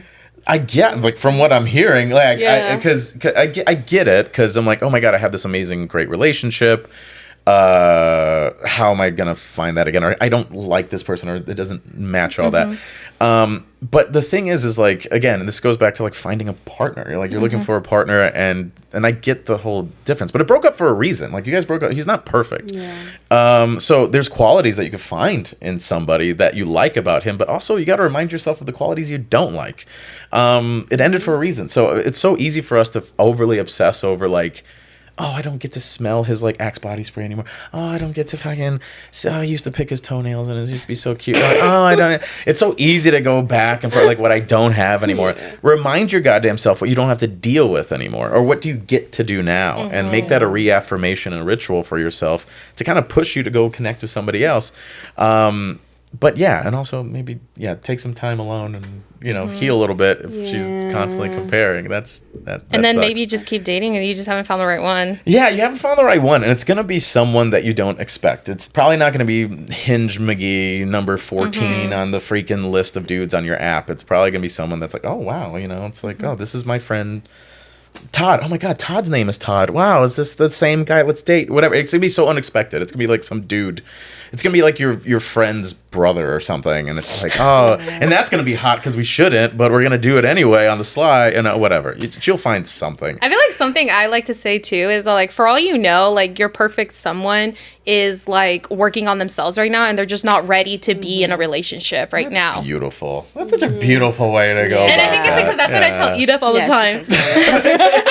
I'm like Edith, for all you know, like your perfect someone is working on themselves right now to be the best version of themselves, so that when they're in a relationship with you, they can give their all, be the right partner. There you go, Edith. You see, she gives me great advice. Yeah, that's beautiful advice. Yeah, yeah, exactly. And again, we're trying to find one. Our ego wants to be liked by everybody. And we're just trying to find one goddamn person. And there's like 7 billion people in the world. Exactly. And I just got lucky and I found mine on the east side of Las Vegas. At the age of like 15, 16. That's wild. I think there is something beautiful growing up with somebody, though. That is something so intentional. It is really old school, because people used to like get married and get together like really young. And I think there's some merit to that. I'm curious on the psychology of like, because if anything, I'm meeting like a lot of my clients are hyper independent, women, and it's hard for them to trust somebody or lean with someone because they've grown on their own for so long to then bring specifically a man energy to the house or to that space. It's I could see the difficulty versus you grow literally being kids and growing up together. It's kind of beautiful in a way where you guys did lean on each other. It wasn't easy. It wasn't perfect because I feel like I have I was raised by a single mom working 2 jobs, and I was very independent from a very young age. So we did bump heads a lot because he grew up with a 2-parent household who are still married, like old school Mexicans. Right. And we did bump heads a lot because I was very independent, like super, because my mom raised me to be that way. She was like, I feel like emotionally absent in a lot of ways, but she like operated on masculine energy. And so she was kind of like a provider, like you just got to get shit done. And I've always kind of grew up with that mentality. So I feel like another kind of way where we bumped heads a lot was because he obviously as a man wanted to lead and I had to allow him to lead. And it just like we bumped heads a lot in that aspect because I was just like, no, like I can do this shit myself. Like, and it's just like I could see like how it just was kind of like it took a lot for him to be able to like hold back on his masculine energy. For like I feel like now even just like years later now like I'm still working on like operating in feminine energy and allowing him to lead, which I think I've done pretty good job now. You've seen that. Yes, definitely. That's awesome because we've been basically friends since high school. Like, so just like he has seen all the phases of Angel, I have also. So it's like it's beautiful seeing her come from that masculine energy and slowly going into her feminine energy, kind of letting him do the do things. and that's the thing. It's like you want that, right? Like you want to turn off. You don't want to be like fucking fighting all the time, like this masculine, even at the house. I'm like, and that's the hard thing is like I talk to a lot of clients that like, it's like I can't find a guy. It's I love this one. I don't know why I'm single. I have a good paying job. I have a house. I make my own money and I'm hyper independent. Why am I single? A lot of guys are intimidated by that too. Yeah, but also it's like those are no qualities that a guy necessarily like that doesn't add anything to my life as a guy. Like I'm looking for a woman. Those are historically speaking, those are like, you know, masculine traits, right? It's awesome, but they want to be like, the provider. Yeah, it's like you saying, well, I make a lot of money. That's not me telling me how you're going to be as like a woman in terms of my life and feminine energy and all that, right? So it's like it doesn't, those are still great qualities, but they're not like, that's not the reason. Like they're so focused on that. It's really just like, how can you shift and turn that off and give them that energy, because guys want to be guys, you know. But that's great that you were able to dive into that. I think that's a whole episode right there of just like breaking that open and having that conversation. All of that. Unpacking all that. I'm just like so blessed and like grateful that he had enough grace to allow me to kind of shift, you know, like over time. And he knows your story. It's like you're not choosing to be like this way. And it's not a bad thing either. But it's like he knows where you come from, like your mom and everything else and the hustle. And there's a certain level of like appreciation for that side of you too, that he honors and understands. So it's beautiful. Again, getting to know you as a person. Yeah, are your parents together? Married? Yeah, all that? They're married. They're still married. Sweet. So I grew up like kind of how her husband. Why did I put myself in this position? You know, seriously, like actually, her husband and me are like very alike when it comes to like how we grew up and everything. Like very traditional Mexican household, 2-parent household, and they're still together to this day. Is it the most like function like? You know, a little toxicity in there, but it's they're still together, you know, awesome. And that's how we were raised. So that's sweet. And it's like interesting because it's like my best friend and my man are both like. And like it is sometimes I feel like it's hard because when we talk about certain things, they can relate a lot of like, oh, how I grew up and like this was normal in our household. And then I'm just like, yeah, that's not for like it's just like sometimes I have a difficult understanding of like why they believe certain things or like do certain things, and then like why I feel kind of like the oddball out because I grew up a little bit differently. But I like how they're just like so open to like and like receiving like how like a different mindset and on stuff. Yeah, it's beautiful. Like but I feel you on that, and I'm hyper independent in that way where I had a shit ton of siblings. My mom was really busy and she wasn't really nurturing or emotional or any of that. Like she was like emotionally absent. Yeah, very emotionally absent. That was my mom. Yeah, that's my mom. So even to this day, like I'm more emotional than her. Like I'll call her. Yeah. She doesn't even pick up her goddamn phone. But I was trying to call her today, and I was like, "Pick up your phone." She's like, "Okay, fine." Are you trying to like parent your mom now? Yeah, exactly. And we like and talking. I feel like talking on the phone with her. It's like talking to like a 14-year-old. Like that just like, God, Dad, what do you want to talk about now? So like I'll try. I'm like, yeah, I went to this show, and like you used to listen to this music, and da-da-da. I'm like, oh, that's good. It's great. It's good. Sick. I'm like, okay, Mom, bye, see you later. But my dad, he's the emotional one. I probably like hugged and kissed my dad more than my mom. It's that. It's interesting with that shift of an energy. But yeah, it creates that hyper independence. But again, we love all parts of us. So you bring so much. I feel like now that my mom is a grandma, I think it's like softened her a little bit. Yeah. There was definitely a shift when she became a grandma. There was definitely a shift, and then after she like stopped working 2 jobs and she was able to kind of like, I guess like not reflect, but I just feel like she had more time to like be able to like not be so like, what is the word I'm trying to think of? Because like when we were younger, she had to work the 2 jobs. She had to do all these things. And like now she's kind of been able to like step back a little bit because like she still lives with my sister and they kind of like split the bills and stuff like that. So it's not like so much like financial burden on her. Right. So she has more time to, I think, like be able to like, okay, like now I can actually like think about things and stuff like that. So like it took until we were like me and my sister are 5 years apart, but it took until we were grown adults to like even just start saying I love you to each other. Wow. And you're just saying I love you to everybody and all that. Are you like more the softy emotional one? I am very soft and emotional, yes. Definitely. Yes, I am. And it's so weird because like my husband also grew up in a very loving home where like it like even like honestly like props to his dad, because I feel like his dad in a way is also breaking that generational like way of doing things like that old school Mexican, because he can openly love and show love to his son, which I was just like, when I saw that I was like, oh my god, like I love that, because I don't really have a good connection with my dad, but like just seeing like a grown Mexican man hug and kiss on his son, I was just like, oh, like I really love that, because like and so like I remember like there was like a time in our relationship where he was like, do you even love me?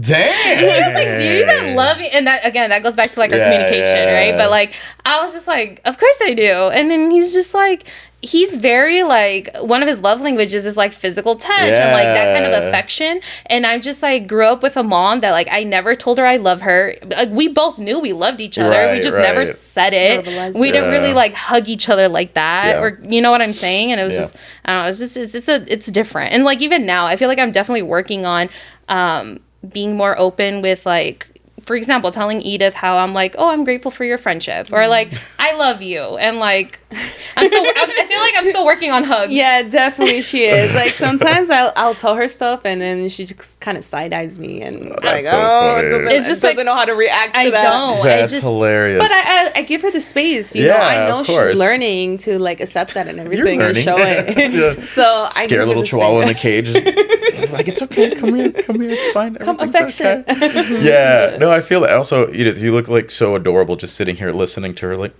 just with their pillow. Just she's a proud best friend. Oh yeah, definitely. Very proud. She's like, doing great, honey. You're doing good, so good. Yeah, no, it's interesting how we all work. Like, I understand my hyper independence comes from like having an abnormal childhood. Like, the reason why I could speak on all this stuff is because I've been through like a lot of shit. It's like I'm the only sibling between my parents. And they had me when they were like 17, 18. So they broke up, like, they're only together for like a couple years. And it was like toxic and crazy and awful and all that. But yeah, my mom remarried when I was like 5 with my stepdad. But yeah, my mom was like very emotionally distant. I was pretty much like raising myself at like 12. And my dad was like physically distant. Like he cared more about going out, partying and all that. And my stepdad was an asshole. So like I know why I am the way I am, like, but you're right. It is that relearning and reshifting where like, I'm really good at like giving love. It's really hard to receive. Yes. So like, I'm like, oh my God, I'm so proud of you. Oh my God, you're so amazing. Oh my God, you're all that. And then someone will say that to me and I'm just like, okay, yeah, thanks. And you get all awkward. Yeah, you feel awkward. I'm like, I don't know what to do. And you just don't know how to receive. You were never I don't taught know how to that. receive it. Yeah, it's completely uncomfortable, but I try to sit with it and say thank you. Again, I don't even know what to do. It's like it feels like getting like a present like on Christmas and everyone's looking at you and I'm like, I have to like really respond in a way to make them not feel bad. Like, yeah, and it's just a sweater or something. I'm like, wait, is this too much? Is this too, I don't know what to do with my hands. So yeah, like we're all on our journeys. We're all, like, she sang happy birthday to me yesterday. And like, was your birthday yesterday? No. She just randomly sings you happy birthday randomly? Is that her thing? Her birthday is actually next week, but we filmed the episode, that's her birthday episode yesterday. Yeah. That's sweet. Yeah, so I sang happy birthday to her and she's just like, didn't know. Okay, that would be awkward no matter what. Like if I'm like, if I'm sitting with one other person and they're just looking at me, happy birthday to, I'm like, I mean, but she also had a cake. Oh, and okay, that's cute. I thought you guys were literally this setup and she was just looking at you like, no. Happy birthday. I'm like, what the fuck am I supposed to do during this? No. I'm like, she like put like a birthday banner and like she got like the big old numbers and like she got like she baked a cake. That's sweet. So I was just like, it was so It was uncomfortable? It's very uncomfortable. I'm just not used to receiving. I get it. Yeah. I'm like gonna be 29, and it's so hard for me to still like receive. I don't know. I'm still working on it, but it's so easy for me. Like I constantly will get stuff for like I'll buy her random gifts. I'm like, oh, I was thinking about you, and like, and it's very different with me. I'm like, I'm very like, it shows it in my face and how I appreciate, you know, and I'll like be like, oh my god, thank you so much, and I'm just loud and stuff. But it's very different for her because she does get like a little awkward and it's like, oh, thanks. And then people like question them, and I feel so bad because then people question themselves like, did she really like this? And I'm like, I do like it. It's just like hard for me to like. Yeah, he's making everybody anxious. Jesus. Yeah. Does she want to be with me? I know we've known her since I was 16, but is she about it? No, I feel that. That's real. But I'm glad you're working on it. Like that's the key. And like we all have stuff to work on. And like you said, it's just like it's like about being aware. And, you know, like kind of owning that too. And I'll also add to like, you know, loving this part of you. Like, I think one thing I like to practice with clients and people is like all parts of you are good parts. I think in personal wellness, we feel like I hate this part of me and I have to get rid of it. But it's you. It's not going anywhere. But also it's great. It was there for a reason so you could survive. It's a beautiful quality that you have in order to get you this far in life. So you don't want to like beat yourself up. We're not saying that you are, but a lot of people can do that and be like, oh, I hate that I'm this way. And like, no, love that, embrace that part of you, but just have a conversation with it, have a relationship with that, and know that it doesn't have to be hands on the wheels at all time. You could let go in this moment. And like, so I always say like when I work with clients, it could just feel like this like mess. I got to get all this stuff out of my house. And I'm like, no, this is all beautiful. This is all you. We're just figuring out how we're going to organize it. Like that's in a way that flows and works. So that's a part of it too. I wanted to add. So I was just saying that on a different episode where I was like, I feel like my overly like independence and stuff like that got me to where I needed to be, and it just was no longer serving me. And like now, like especially being in the marriage and all this stuff, it's just like, okay, I can be like, okay, like be proud of like how far I made it because I was this way for so long. But it's just like now I can actually allow myself to tune into like femininity. That's beautiful. And that's the journey, that's the process, and you breaking those chains and growing. And do you guys have kids? Are you gonna she's over there. You have a little one here? Oh, yeah, so she's on 4 legs. Oh, you got the fur baby. Okay. Well, it's let the kid over there. Yeah, exactly. I'm like, damn, just on the floor, just went pee and got on the floor over there. I'm like, damn, God, you're not playing around with this independence. You're on your own now. I'm like, deal with it. I'm like, shit, goddamn. But yeah. No, we got fur babies. That's it. Okay, got it. But either way, this work is good. Just like because I'm like, oh wow, I know what that lack of emotion feels like. I want to make sure I give like my offspring this, you know. So I think that's why I'm so emotional too. I'm just I have this history of women and people in my life that are so emotionally stunted that I want to be all this emotion, you know. So if I ever have kids, I'm gonna shower them with love. Like I love you so much. So that's gonna happen. All right, ready? Last question. All right. My husband lately needs so much reassurance about everything. Is this because of insecurity issues? These questions are like, yeah, Steve. Oh yeah, I know him. We hang out all the time. Well, it's probably because he lost his job last week. No, yeah, I mean, from what I could, so he needs a lot of reassurance right now. I wish I knew like what he was going through. Do you think some people just in general need a lot of reassurance? Oh, for sure. Yeah, there's some people that, I mean, because again, it's that insecurity. It's like we're all working on something. Like just because you're bubbly and lovely and all, I'm pretty sure there's other parts that you're working on and having a relationship with as well. And so yeah, some people have that lack of confidence where they need that certain reassurance. I think we all do at a certain point. We want to feel validated, from the people that we love, and it's okay to ask that. So it's important to like create space, but also if it's like constant, then there's a deeper core issue here that we have to address. So like I would say I would sit down with my partner and be like, I love gassing you up. I think you're hot. You know, you're sexy as hell, all these things. But I've been noticing this trend of you really needing this. I'm curious what's going on, like, and we could talk through it. Like, what's the core issue? Because, like, that reassurance is only, like, going to help out on a surface level. It's just that hit, but you're not dealing with the core issue at the end of the day. Because there has to be an inherent, like, foundational work for yourself. And that's what I say for, like, everyone that's, like, struggling in these loops.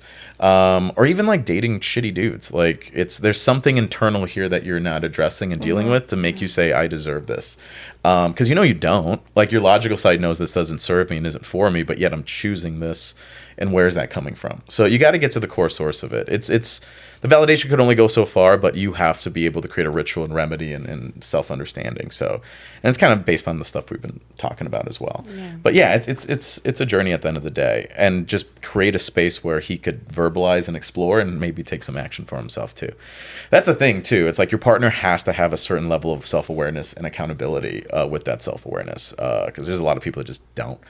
So too many people that don't. Too many goddamn people that don't. That's what I tell women too. I know this isn't the question, but in terms of early stages of dating, the one thing we don't look for is self-awareness. Like, you need to find a guy that's, like, self-aware. So you got to ask questions that are intentional in terms of, when you have a hard day, who do you listen to? Like, what podcasts you listen to, or content you follow that helps you get through those hard days. Yeah. You know, that's a good question. Yeah, it's like something like that in terms of, and then if you guys talk about exes and all that, like, why did you guys break up? And if he says, "Oh, they're fucking, she's crazy. Ooh, all my exes are crazy. All of them are terrible, and I'm awesome." Okay. Red flag, run. Maybe that, yeah, exactly. Maybe it feels good with your ego. I'm like, oh, I'm better than these women. But you're high. That's like, oh, I'm gonna be crazy number 5 then, because this man lacks crazy lack of self-awareness, versus saying, you know what, she had amazing qualities, but we bumped heads over this certain issue. It's something I'm taking accountability for in this way, but that's why it happened. And you got to not be, like, jealous, like, oh, so you still love her then, or something. Like, you got to work on yourself too. But self-awareness at the end of the day. Yeah. What are some of the, like, first, like, red flags you should look out for when you're, like, going on a first, like, initial dates? First date. Aren't you so happy you don't have to deal with any of this? Yeah. How nice is it? Oh, God. I know.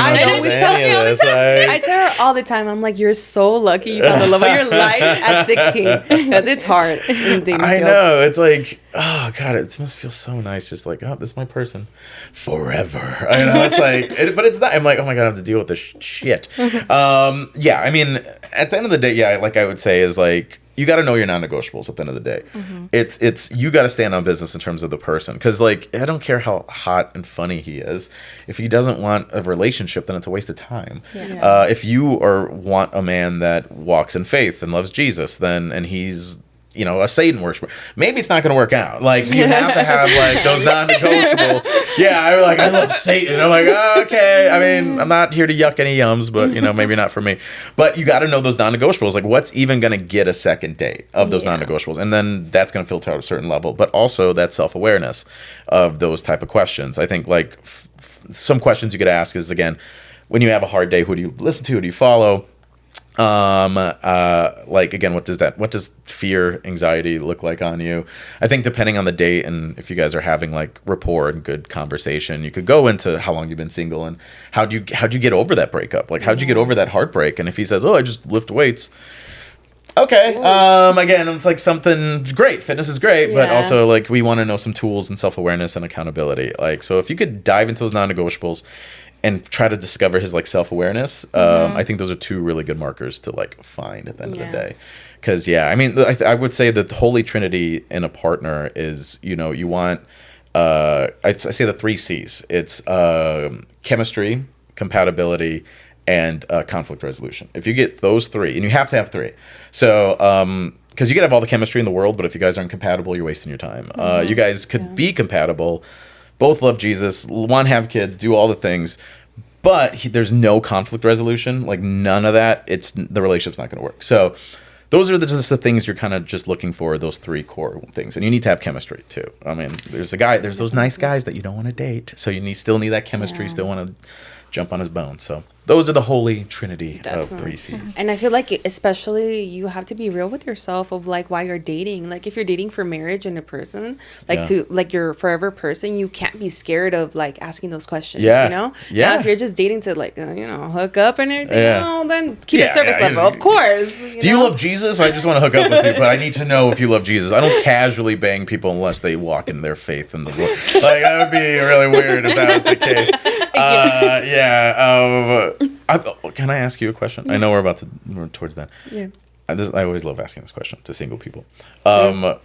Without blaming anyone else, why are you single right now?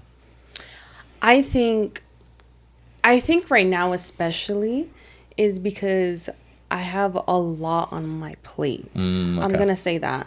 I went back to school, so I'm about to graduate. Congrats. Thank you. That's amazing. I have the podcast. I work for full time, and I'm still like healing certain parts of myself. I'm open to love, but I'm not like actively going out and like putting myself out there as well. That's one of my things, Angel tells me all this time, like he's not going to show up like knocking on your door, Edith. Yeah. So I think that's another thing. Like, I don't put myself out there as much as I should. Okay, cool. I was like, I can answer this question for her. I was going to say, I should just ask you, get that real response. I know. Like, first off, she judges people way too quick now. It's like, she's a 6'3" plus, no shorter. No, actually, when it comes like to like, superficial stuff, like it's whatever. It's for me. I do have like my standards. Yeah. But it's more so like what they believe in, morals, ethics. And stuff like that, Of course. Yeah. I also feel like since your last ex, you kind of just chose, like you took like a whole year where you were like, no dating at all. Oh, yeah. She like specific. I feel like because you chose to be single, you were like, I'm gonna be okay in my singleness, and you had a lot of things to work through. And I think you just, like you said, you just now have a lot more in your plate that you were like, I'm just not in a position right now. You don't have the mental capacity to be open to someone else. Yeah. And that's beautiful that you created a level of stability in your solitude. I think that's a really important marker of your healing process, is like needing to find someone based on distraction or to fill some like part of you because you can't create stability in your own singlehood. Yeah. And if anything, that's great that like now if you go back into dating like more heavily, if these guys are hot messes and all that, I'm like, okay, just go back to being single. I feel that's not a bad place. I get to spend time with my best friend, and that's me. So it's great that you've done that. That's one of my questions too. Like obviously, like you start dating. It's like, how do you feel like being alone? Yes. And I get a lot of mixed responses with that, and I want somebody that's okay in their solitude because I am, and I can't have somebody that like their happiness depends on me, because it shouldn't be like that. Yeah, no, 100%. Like there should be like a level of, you could cultivate safety and security in your own solitude with your own self. I think that's really important. Because a lot of like the guys that holler and have the roster and talk to all these women and all that, it's just like based on their own lack of security, them not knowing how to deal with themselves. Like in my 20s, I was like in these streets. Like I was in it. I was one of the founding fathers of dating apps. Like back when I was like, what if it's an old guy that's gonna like, catfish you or something? I don't care. I'm getting the goddamn dating. I was like, remember in college doing it. So like I was actively dating a lot, and I think but it also was a big part of my lack of self-esteem. So I needed this validation, this dopamine hit to have a woman like me. It wasn't even about building a relationship. It was just being won over by someone. Because being on my own and was unstable and didn't feel enough. So I had to go seek this external validation. So now I have this validation within myself. It's really hard to roll out of bed and go on a goddamn date. I'm like, oh God, okay, I got to put my pants on. Especially when you're like so okay in your singleness. Yeah, I'm good. I'm that's Edith. Wow. Yeah, that's a part of it, and you do have to push yourself. I'm like, I do want a life partner. Like that's a part of it. Yeah, you got to put the goddamn pants on. You got to go out. What's your favorite color? What's your favorite I'm tired animal? of those questions, yes. What's your favorite animal? Does pineapple belong on pizza? Does pineapple belong? Oh, God. These dating apps. It's so... I'm like, show me your personality. Like, that's... I could rant on dating apps all day. It's hilarious. Oh, it's funny. When you were on the dating app, she was like, Angel, just go through it and you'll see what I mean. And she's like, it can't be that bad. And I'm like, Angel, here's my hinge. It was absolutely that bad. Wow. I also love how calculated you were with like some of the pictures that she put on there. You don't have it anymore? I would love to look at it. I don't have it anymore. Deactivated. She was so calculated with the pictures that she put on there, and then it tells you like which one they like or something, or like how they start the conversation with you. And it was funny because she put like all these great pictures of her, and then there's just like one particular photo that, you know, it was kind of like a little thirst trap. You gotta have a little thirst. You gotta have the thirst trap. But that's how she was like, that's a red flag for me, because if that's the one that they end up liking and then talking to me because of that one, and it was so funny because that's the one picture that got so many dudes and in her messages, and then she was like, that's an automatic no for me. Because there's all these great pictures of her. I see. There's a picture of her like in London, there's a picture of her like over here, like in Portugal or wherever the hell she was, and then it's just like, but that's the one photo, and it's a mirror selfie. Yeah, we're gonna talk about like fish and chips. Like, nah, hell no, what that booty do? What's good with it? I was like, what the hell? Oh no, that makes sense. Like that is a part of it. Like, and it was all the way to the end too. I see, like what patience will get you. Just get a little treat at then.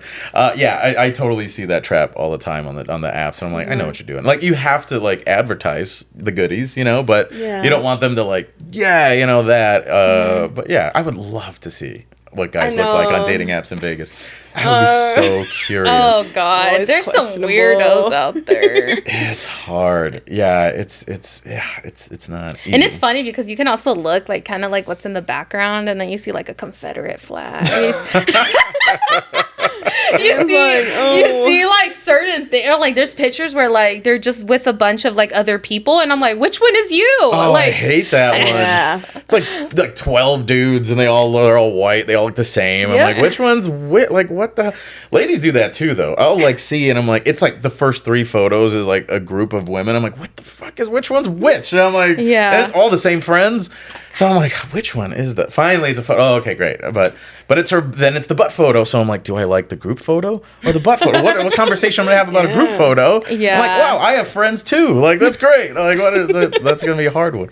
But no, it's. I feel like with the dating app game, with like ladies, you have like all the quantity, lack of quality. So you got like 50,000 matches, and then men don't really have either, I don't think. But we get like 1 or 2 matches a week, and women get like 50 in a day. So it's just like kind of nuts. Because I used to have my friend, like one of my guy friends, and obviously we had like our dating profiles and stuff, and then my phone would just be ding, ding, ding, ding, ding, and he's like, what in the world?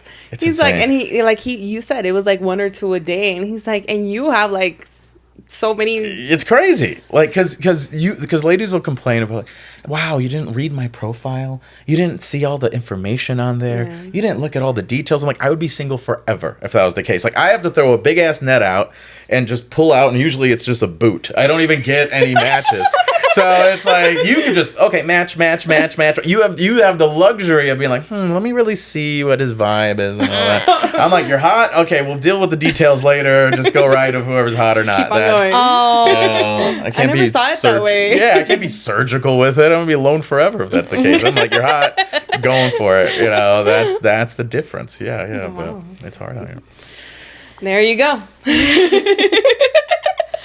That was such an interesting conversation. Yeah, that was. I really want to thank you for like coming and being on the podcast. I feel like all our audience and everybody who asked the questions are going to be very grateful because you gave awesome advice. Yeah. So thank you so much. No, seriously, thank you for having me. I really appreciate it. I'm glad this worked out. And yeah, it's I appreciate you being in the space. I really thank you. Thank you a lot. Yeah. Thank you. And with that being said, do you want to add anything else? No. Okay. Are you sure? Really be emotionally expressive right now, and really, let's go there. Oh, putting you on the spot. I don't know what to say. You're putting me on the spot. Oh, that's so sweet. That's this is where she goes back. Yeah, no, but thank you for everybody who tuned in. Make sure if you want to go ahead and give your socials and stuff. Yes. So I'm in these digital streets. You can follow me at It's Eli Vazquez, just on TikTok. on IG, and I have a podcast called the Self Hype Podcast, and it's just Self Hype Pod. You can find it everywhere where podcasts are listened to. And yeah, I talk about love, dating, personal development, and I have coaching programs and all the good things. So yeah, check it out. I feel like all of our amigos could benefit from that. Guys, go follow him. Yes. This is just a taste of what is on there. Exactly. There you go. Thank you. Make sure if you're watching on YouTube to comment, like, subscribe. That means a lot. Also, if you're on Apple Podcasts and Spotify, you already know, and I have to tell you again, leave a 5-star review. Anything less, Angel? You're going to hit the DMs. We'll round table it. We'll talk about it. The alley-oop, that was clean. I love it. With the nails and all that. Freaking fantastic. I should have got my nails done before I came in. I feel all out of place. Anyways, thank you so much, guys. Ahí los vamos a dejar. Que Dios los bendiga. Besitos. Bye.